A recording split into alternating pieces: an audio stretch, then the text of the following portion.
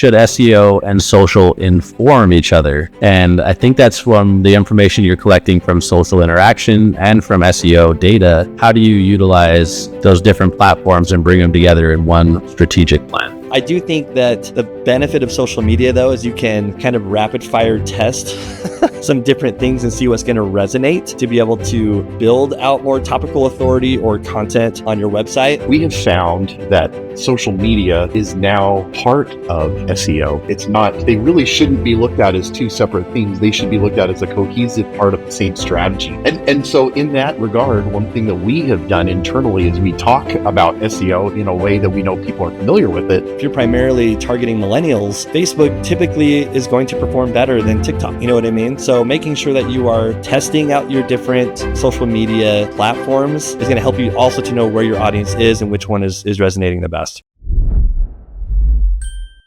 Welcome to SEO On-Air. I'm your host, Koa Kauwe. This is brought to you by Stan Ventures. Today, we're going to dive into the connections that we're seeing between social media and SEO in the industry today, especially as things seem to be changing so quickly. To help us understand this, I brought on two guests that willingly volunteered for this conversation. They knew what they were getting into. Greg and Nathan, thank you for joining us. Greg, if you don't mind, give our listeners just a little background on who you are and why you'd be interested in joining this conversation. Yeah, for sure. So I'm Greg Secrist. I'm one of the co-founders of BKA Content. We're a full service agency. We've been doing SEO, content writing, content strategy for over 17 years. We also run a school community called the SEO Digital Marketing Academy on School, where we teach small business owners, entrepreneurs, as well as other agency owners what they can do to rank higher in today's AI search world.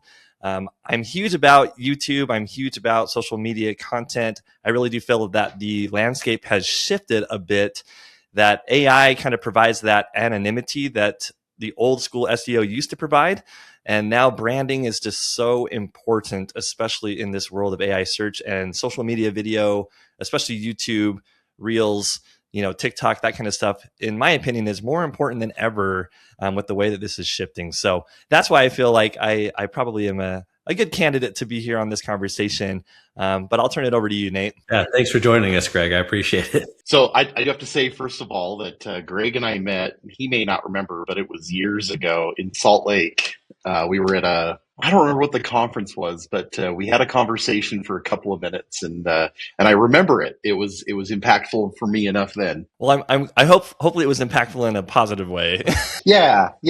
Well, and I do have to show you something. I showed these guys before, but you gave me this, and I still have it. Oh, nice.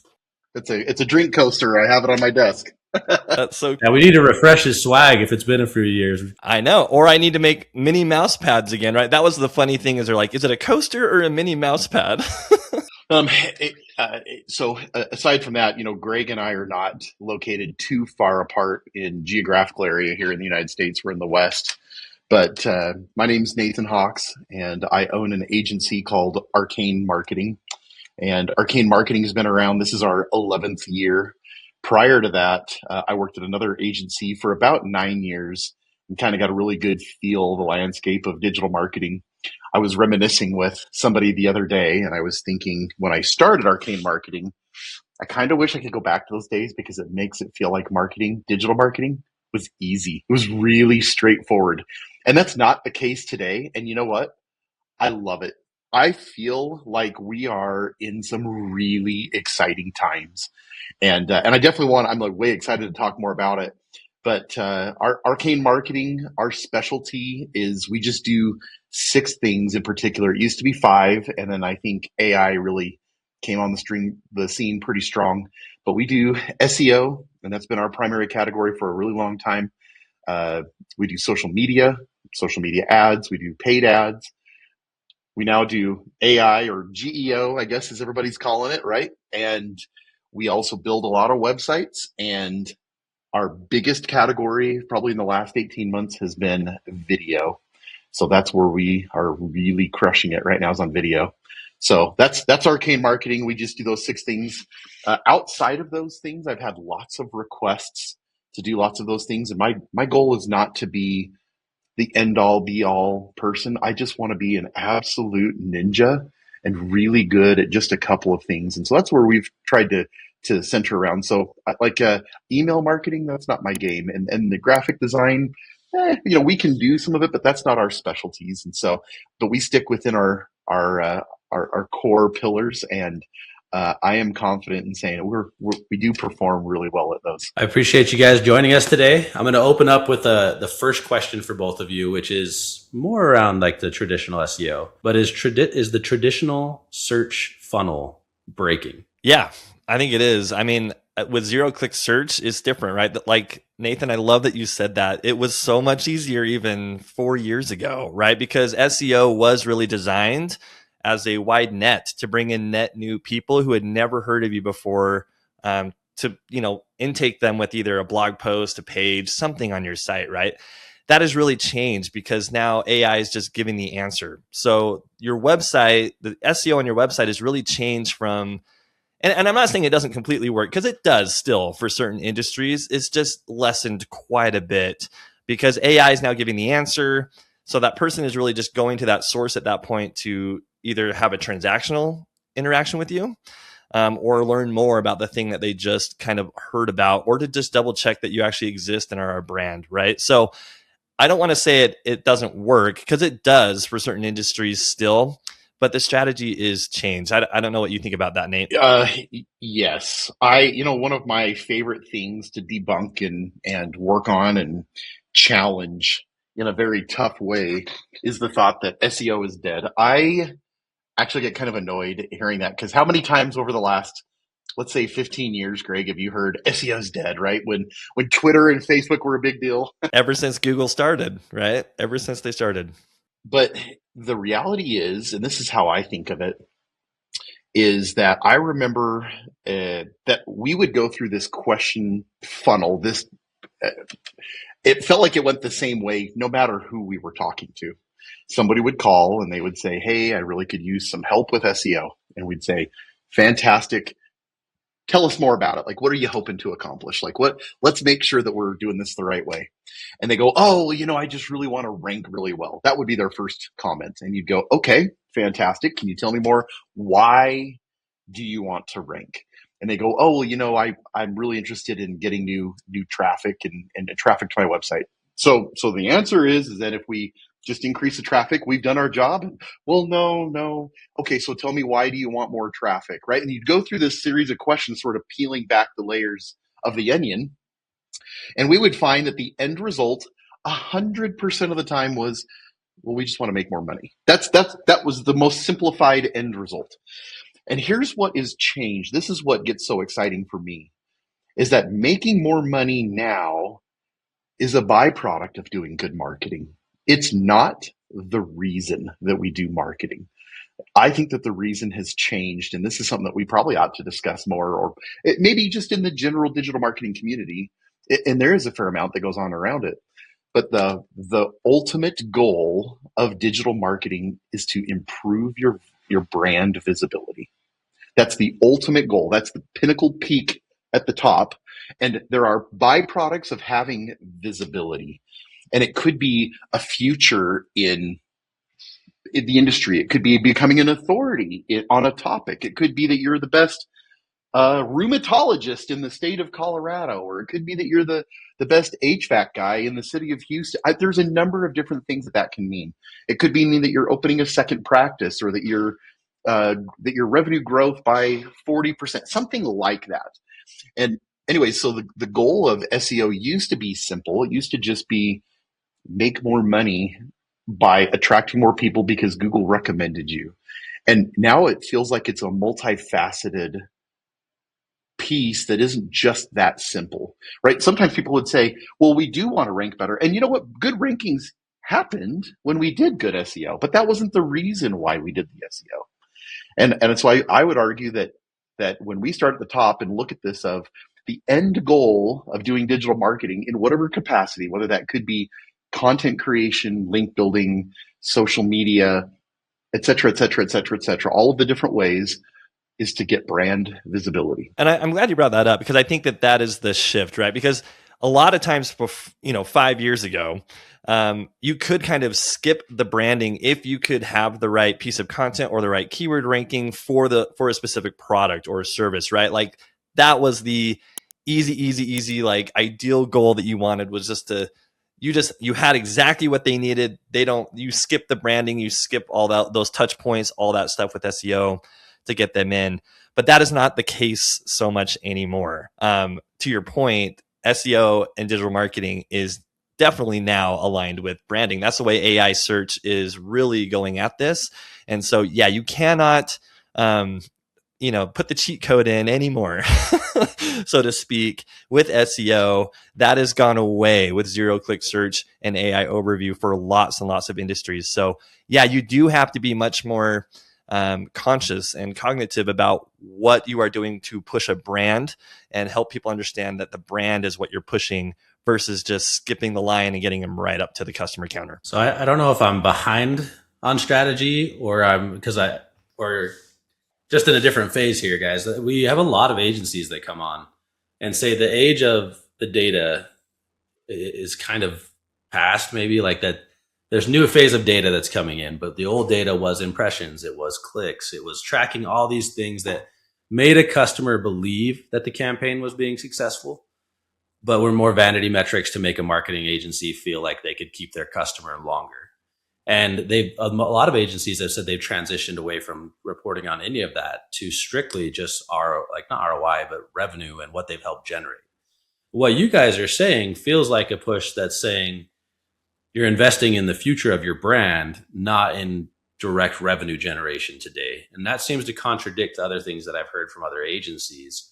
Where is there a miscommunication? Like, what am I misunderstanding about that gap? Let me jump in here real quick, Greg, and then I'll let you on this.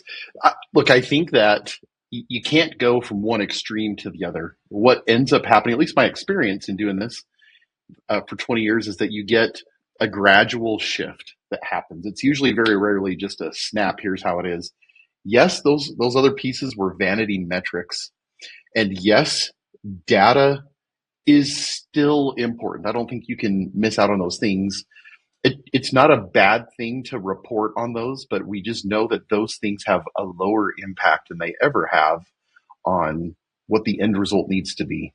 I think that one thing you ought to consider is that in the past, at least in my mind, SEO has been such a pillar, foundational piece of digital marketing, right? It's the part where you earned the credibility and the authority, the EAT that they talk about, EEAT, is a big push of what you do with SEO. And today, what's happening is it's not that SEO is dead. In fact, we're far from that. I would argue that SEO is probably more critical today than it has been in the past, but in a different way. I think that the shift is that SEO, you can run just an SEO campaign, and sure, you can start to see some of those results, but the results or the benefit you see from doing just that are minimizing. And you talk about this shift just a little bit. Everyone had this trust. Google did such an amazing job over the last 25 years of building trust when they made a recommendation that was usually the best way to solve a search intent, right? When somebody would go to search, you'd go to Google. A lot of times Google did a good job, and over time they got better at it, of serving up the best results to answer your search query, right? Today, there is an inherent loss of trust in what Google provides versus what anybody else can also provide. And what that means is, and there's some really important stats here, is that a large number of our audiences today are using social platforms as search. And so not always in the behavior are people going to Google very first. That's a habit, I would say, that most of us have developed and are starting to slowly lose. People are, and I know it sounds funny, they're going to places like Facebook or even to YouTube, TikTok for sure, LinkedIn, and they're doing a search on those platforms. And selfishly, those platforms are recognizing what the search habits look like, and they go, hey, you know what? We want to do everything we can to try and keep people here. And so they're providing really good results. So I think that there's two big things that are happening. One is that behaviorally, brands are discovered and search results happen a lot in different platforms outside of Google. Yes, Google is still influential. I can't remember what the stat is lately. It's somewhere around 35 or 40%. It's still a big chunk. It's not, you can't ignore it. But a big portion, say 60, 65% of the search is happening outside of Google. And the journey that people go on with their behaviors, the way that they interact with brands or allow themselves to be influenced, if you will, is changed. So now somebody will go to Facebook and do a search. And now somebody will go to TikTok and do a search. But then maybe they go to Google after that and confirm, right? There are multiple touch points that happen along the way. Instead of just go to Google, find the top result, do some kind of a transaction and call it good. It's happening across multiple touch points on multiple different platforms in different ways. And that's where digital marketing is shifting, is it's not just about Google anymore. Yes, they still play a big part, but it is now incorporating all of these other places. And so the trust has changed just a little bit. In fact, I'll say this and I'll turn it over to Greg for his comments. But we have done a bunch of research and data collection, and it's something like 35% of millennials now trust something other than Google for their first search. They don't go to Google first. They'll go somewhere else first, Instagram, or like I said, TikTok or YouTube. 49% of Gen Z feels that way. And it's getting worse. Gen Alpha is expected somewhere around 60%. So as these generations are coming and up, Google is not playing as big of a role as it has been for someone like me. I don't know how old you are, Greg. I'm 45, but I jumped into this game when I was probably 25, and what a fantastic thing Google was. You could just go somewhere and get an answer to your question, and it always relatively well knew what it was that you wanted, and we just learned to trust over the years, and that is starting to come undone. Yeah, I think with your question, Koa, right? Like, ideally, yeah, you want to give a customer, I can just get you ROI, right? I can just sell you stuff doing SEO, but it's not as simple as that. And I would be very, very wary of a company that just tells me that, right? Like, well, there's a million pieces and strategies in between all of that and multiple platforms that you've got to worry about now to get that end result. So to kind of talk about your question of metrics, right? Vanity metrics, traffic is now becoming a vanity metric, right? Like, most traffic has just tanked for most websites because a lot of the traffic that websites were getting was garbage anyway. It wasn't even the high intent traffic that you wanted. So for a lot of our clients, I'm sure it's been the same way for you, Nate, there's kind of been this reset of what your actual traffic is, right? And we've kind of had to stop looking at that because the traffic now that really matters is the traffic that takes action, right? So with what Nate is saying and what you're saying, Koa, for me, I really believe search, SEO is turning into search everywhere optimization. It's not just for Google, right? It is for all of these different platforms. YouTube, I don't know if you saw that at Google I/O.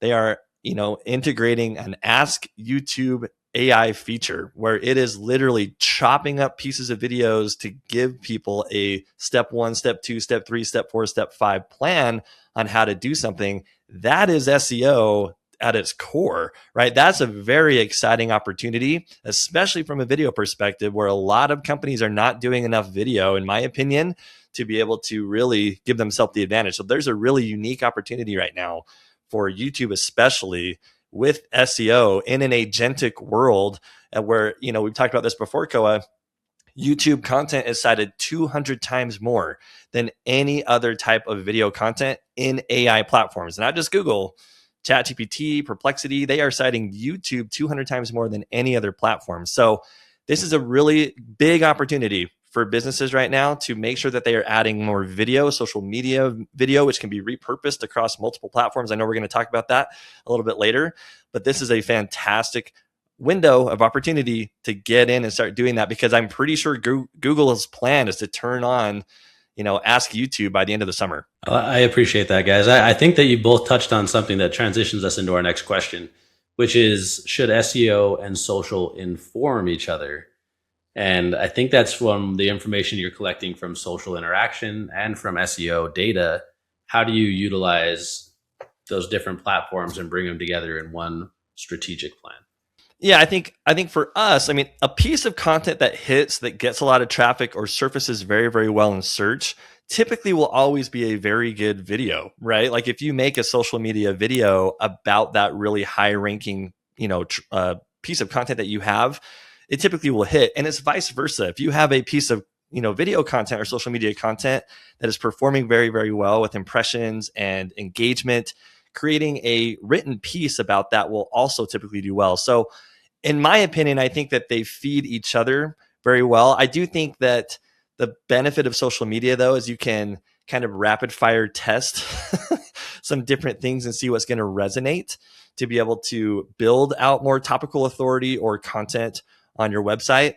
But I've also seen it go the other way. So again, I don't feel like they're so siloed that you do one or the other. In my opinion, I really do feel like you've got to be on both sides of that to really understand what is resonating with people and what's not. But I will say, not every social media platform resonates with your audience, right? If you are, like Nate was saying, if you're primarily targeting millennials, Facebook typically is going to perform better than TikTok. You know what I mean? So making sure that you are testing out your different social media platforms is going to help you also to know where your audience is and which one is resonating the best. But I want to make one comment that's a little bit of a side comment. I feel to me like a big portion of my role, maybe in the greater digital marketing ecosphere, for the last 18 months really has been just massive education. And every day still, I have conversations with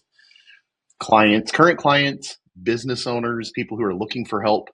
And everyone is stuck in, well, 2 years ago we did this and 3 years ago we did this. And I'm like, well, it's not necessarily that anymore, right?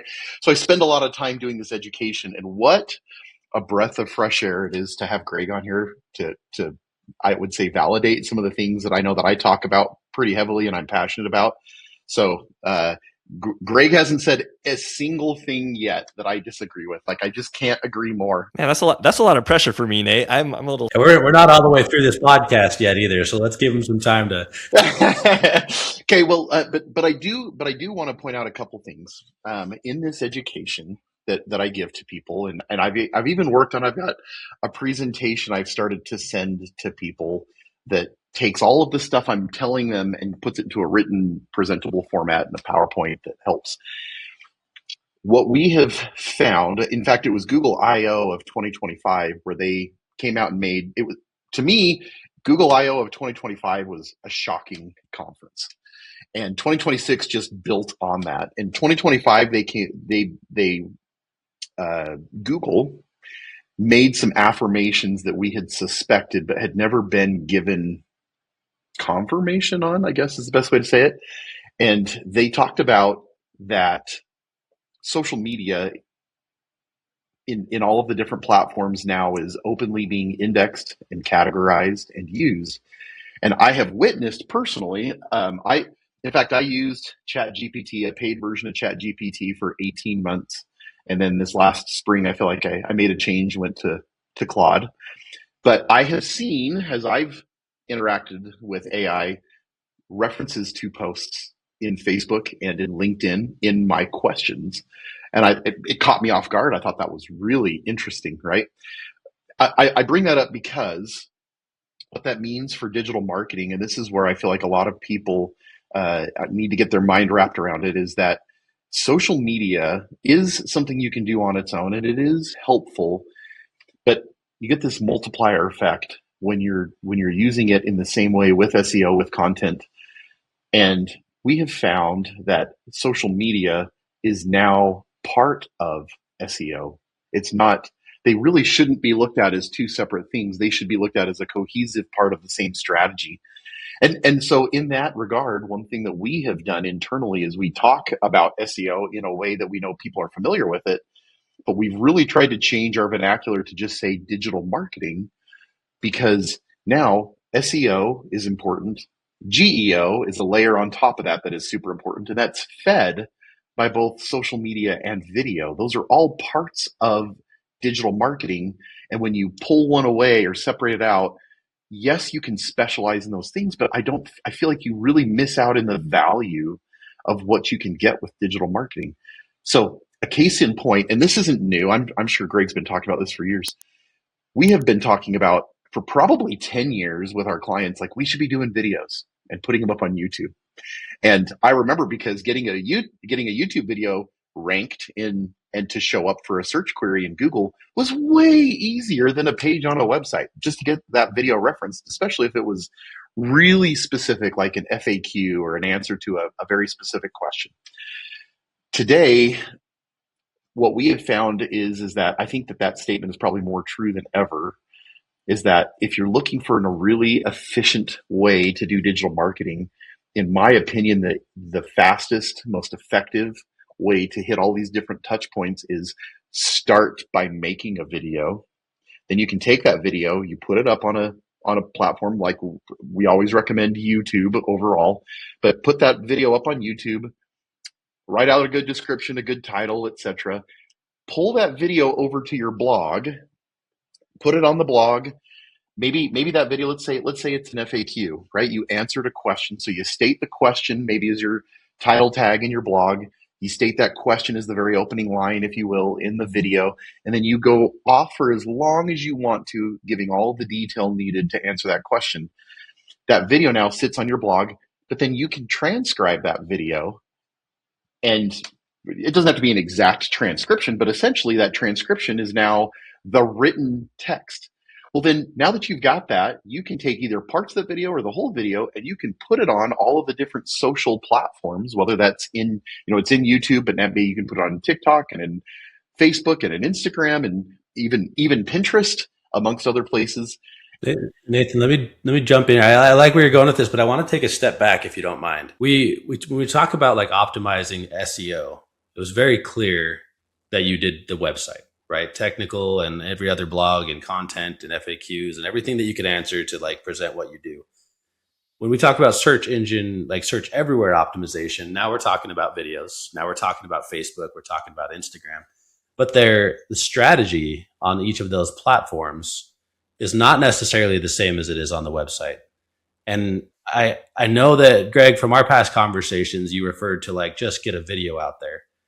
But I think what happens is a lot of people build a strategy for getting that video out there, and then they keep repeating that strategy because it's so much effort to really build out a content strategy for these different platforms. And what I want to understand here is with SEO, you optimize for the brand itself. On social media, it seems like what you're optimizing for is so fluid. How do you understand when you need to pivot? How often are you pivoting?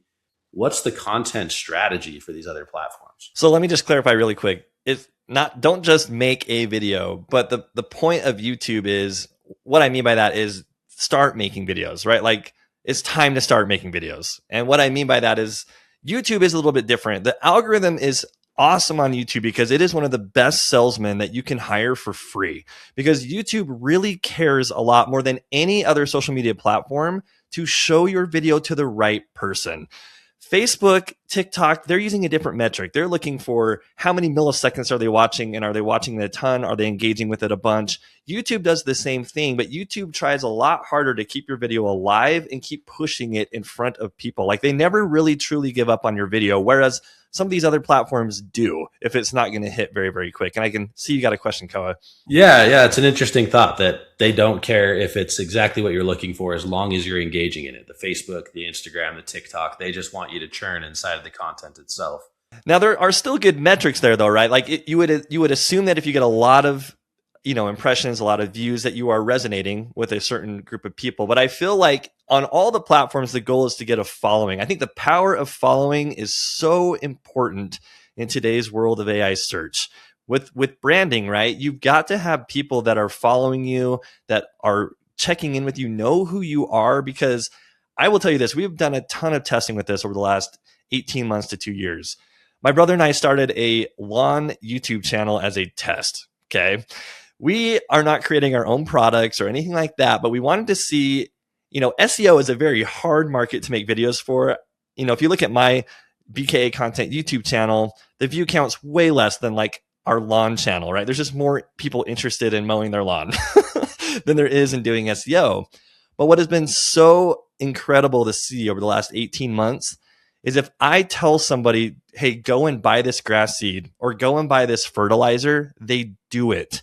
Like they'll use my Amazon affiliate link or they'll use the other affiliate that I have to buy it. The power of following, the power of audience is so important. And YouTube is a little different because you're checking off the 7-Eleven rule, right? You have to have 7 hours of interaction across 11 touch points, typically for most industries, before that customer is ready to make a purchase. So YouTube is amazing in that regard because they're there, they want to learn. It's a little different than being just served up something on Facebook. Usually when you're on YouTube, you're looking to learn something or have something really interesting that you're already interested in be served to you.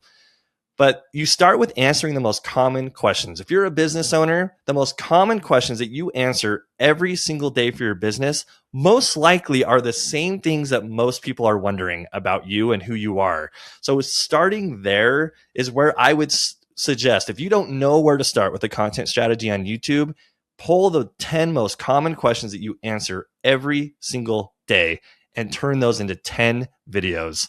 And you'll find that even though your view count is low, the people that are actually looking are the people that you actually want. And that is true as well in SEO. The traffic numbers have gone down, but we don't care if we're getting the right people. I would way rather have 10 people that actually want my product and service than 1 million people coming to my page and instantly bouncing. I feel like that's a big piece that we talk about with our clients in helping them with video creation and talking about, well, hey, this video only had 300 views. I just don't know if we did a good job. And I say, well, you would never know, because all we really need, if we're trying to simplify it in the easiest way possible, we just need that one good viewer to watch the video. It doesn't have to be 10,000 views. It doesn't have to go viral. That's just not an important piece.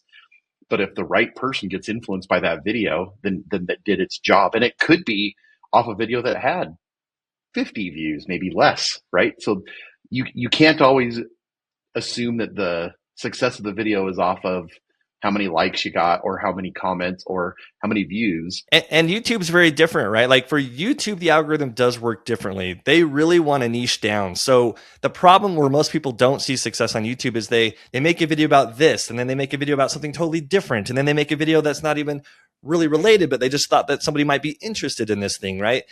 With YouTube, you have to train it, right? You do. You have to tackle the same problem with the same demographic 10 to 20 times in a row. We saw that on our lawn channel. It took us 20 videos tackling kind of the same issue and problem before YouTube finally blew it up and sent it out to a much wider audience. So in YouTube, you have to stay very focused. You can't just be doing this, that, or the other because it confuses the algorithm, right?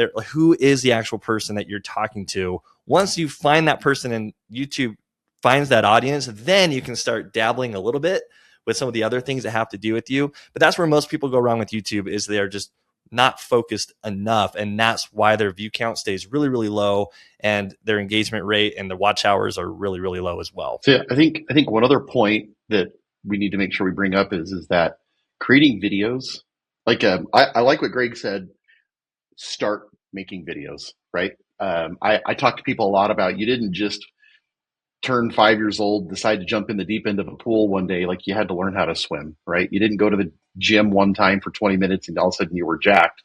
It took lots of work over lots of time to get it to work. And you figured out how to become better at working out. You wore different clothing, you took different supplements, etc. With videos, there's several facets that matter. Number one is getting the video is certainly far more important than not. You don't want to have paralysis by analysis. That's or vice versa, right? It's not important. Getting a video matters more than just not. But there are multiple consequences that come from putting up a video. It's not just that you're potentially appealing to an audience. That is certainly an important part and not to be ignored. But then there is value in what A, the search engines, and B, the AI engines, and C, the social platforms think about you and how they help you come out about certain topics or pieces of information. You can become an authority on the topic. And so then you start showing up in results when people are having conversations with ChatGPT or conversations with Perplexity or Claude. They start recommending you because of the the authority that you've built, right? The expertise, the experience, the authority, and the trust that you've built off of making lots of content about a particular topic. That's another piece, right? And so it opens, you've got a video that goes up on YouTube, and that's certainly a part of it. You've got an audience on YouTube, but then if you start posting more videos and you make different content for different social networks, there are back-end values that get earned over time beyond just having people see the video, although that is important. Well, what I want to transition away from the questions I initially had drafted for you guys, I'm thinking more about the client, like the actual companies that are out there that need to produce this video. And it feels like a massive barrier between zero video production to actual video production. And so, Nathan, maybe you can start us off here, and then Greg, you can give us like some additional feedback on it. But where do I start? If I'm a client, I've never done my own video. I'm maybe interested in doing it myself before I decide to hire somebody to help me. Where do I start with this? What tools do I use? What strategy do I implement? Where do I even pull that strategy from? Give me just maybe a couple minutes here and help me understand what that looks like getting started. Yeah, this might be this might be a case for using an AI to help you get ideas and examples of things. Start having a conversation with AI. But here's my recommendation with people: is the education part is not because I want you just to hire me to do the work.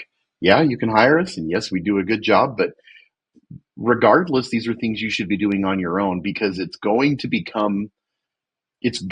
get to a point where it's nice to do and it's helping to, you're going to have to do it at some point anyway. It's becoming a necessity. And this is one of the things that I think is so exciting about digital marketing is it's harder to gamify the system as people always have over years. And the gamification is what has driven the passion behind Google doing their multi-algorithm updates per week, 52 weeks a year. What is it? What did they average? Like 9 changes per week or something. Some were big and we all heard about them. Some were very subtle and small. We never did, but it was so that they could figure out how to keep the results that people were getting more true. And people who were gamifying the system or doing a hack or a cheat, as we would call in our industry, black hat kinds of activities, at bay. And the people who do the work and do it the right way are the ones who end up winning. So when I talk about this with our clients, I know it sounds backward. I just think this is so neat. But all you need is your phone. That's probably the first point that I would start with: is pull out your iPhone or your Android, turn the camera on yourself, and just start talking. The second most important thing that you can get is to get a better microphone than trying to speak into the bottom of your phone. So maybe it's an AirPod like I've got in my ears right now, or maybe it's a Bluetooth microphone.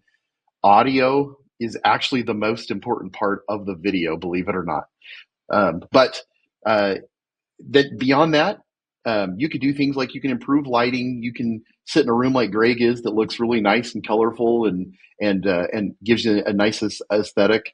But I think that the most important thing you can do is start out simple. Just start out simple. Pull out your phone. Start with answering a question. Maybe give some what we call authenticity to your video. And here's the piece that I was going to mention just a second ago, is that, we did a lot of video production for a long time. People would hire us and maybe a basic video was like $5,000 or $10,000 for us to come out and produce this really nice video. We have tripods and teleprompters and lighting equipment and 4K, even 8K cameras and different lenses and really nice high-end lavs or microphones that you can use to just make things really clear. And I don't think that kind of content is what's as desired or welcome now. In fact, what is highly desired, and you see this when you're out on social media, is people make videos. They're sitting in their car. Why? Because it's kind of an intimate place that's quiet, and using your phone. Yes, your phone will shoot in 4K, and that's fantastic. You get really good quality video out of your phone. In fact, now almost 100% of the videos that we shoot come from an iPhone.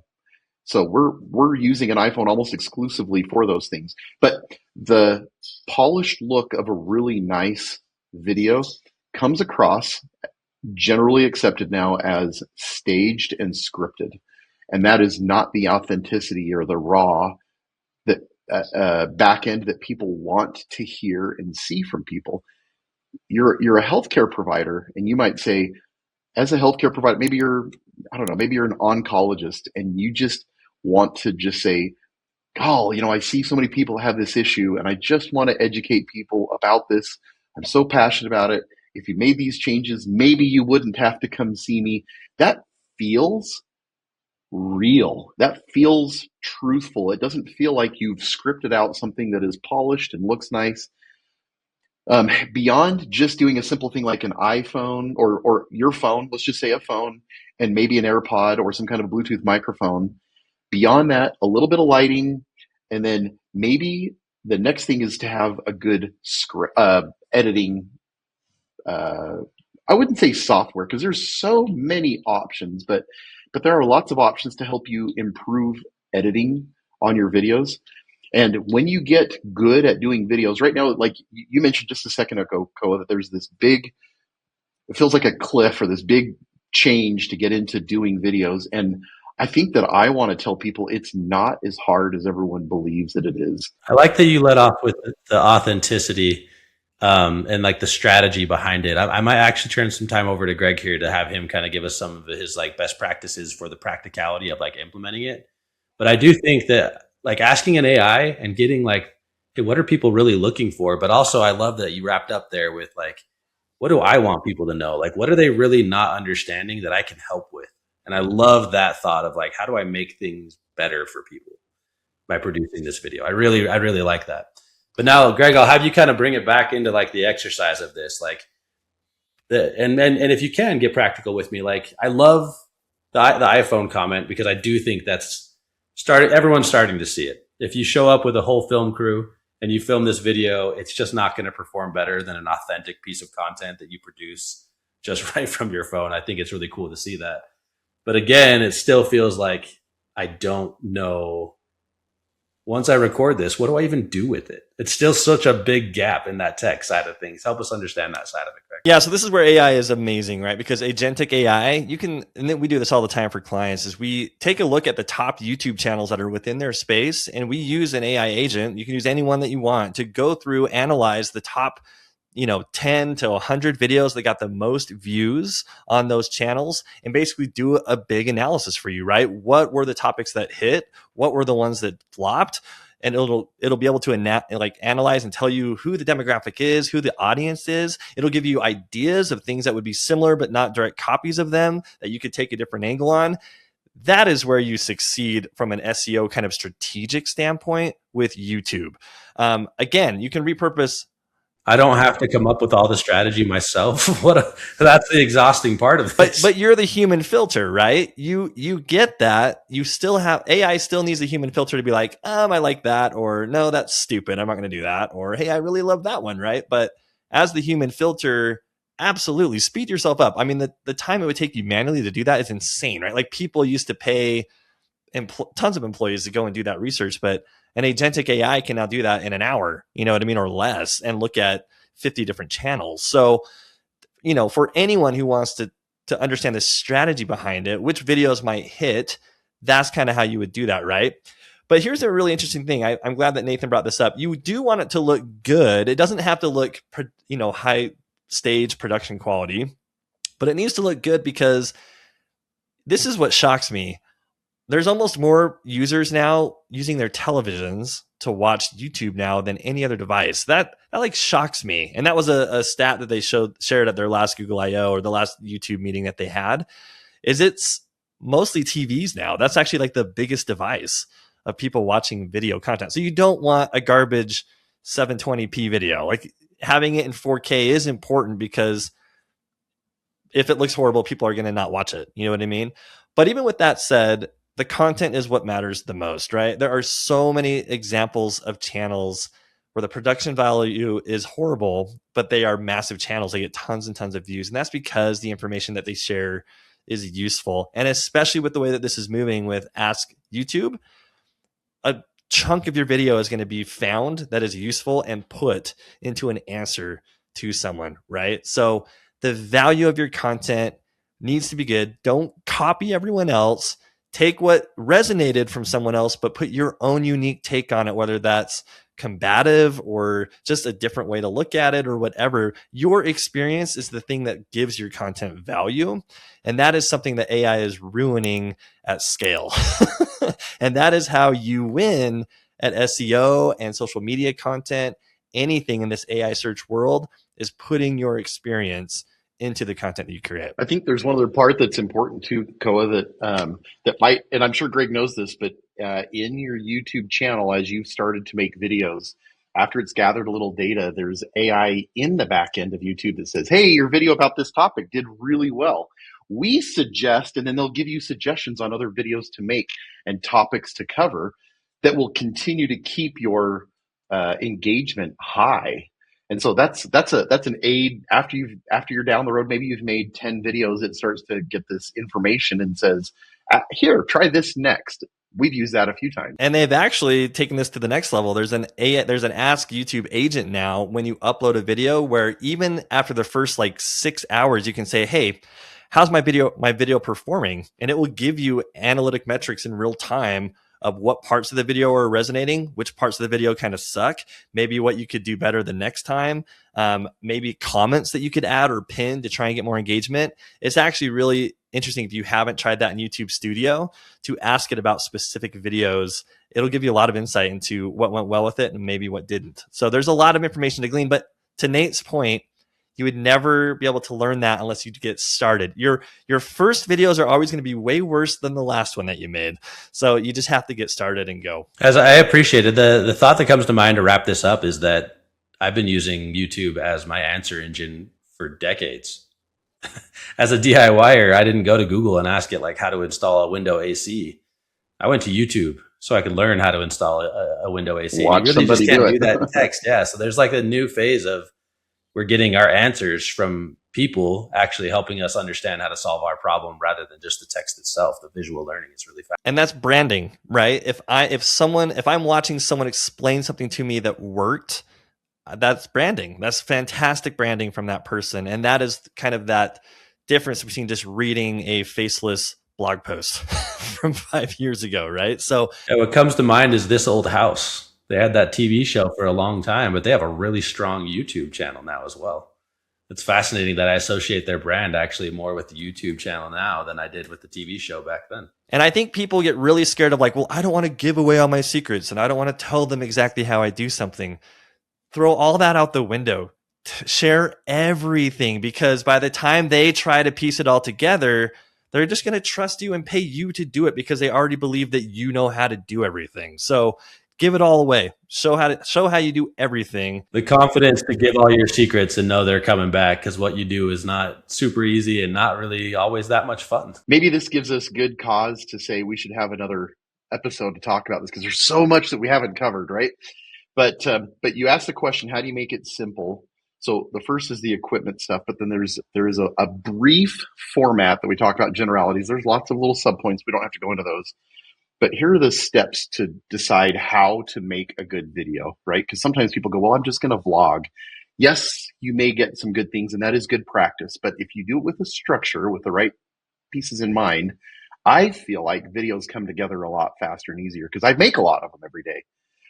But there's kind of a 3-step structure that we follow with every single video that we either make or that we recommend to our clients, and it helps to clear things up really easily.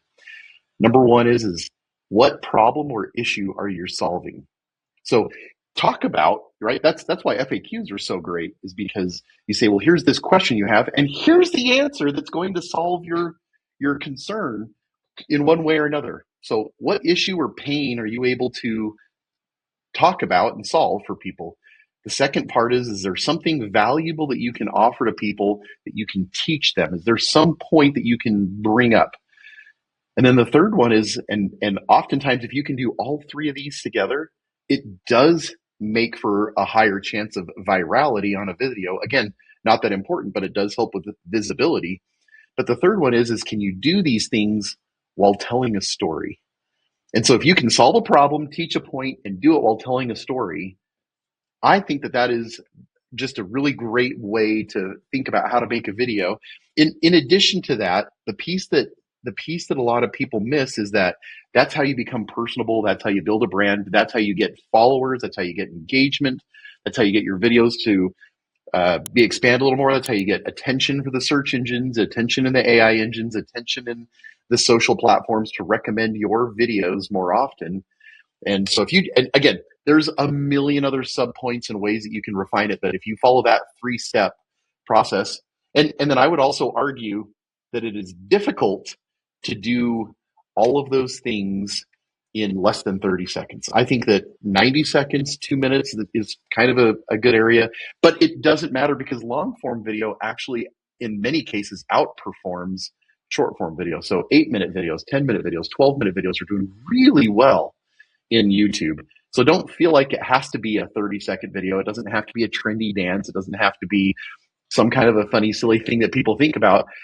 Make a video that solves a problem, teaches a point, or you have a really good story to share, and that's a really great baseline on a way to start making videos. I love the summary of just be genuinely helpful and people will remember you. I think that's amazing.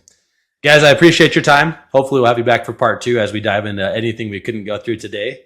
But we'll see you next time on SEO On Air.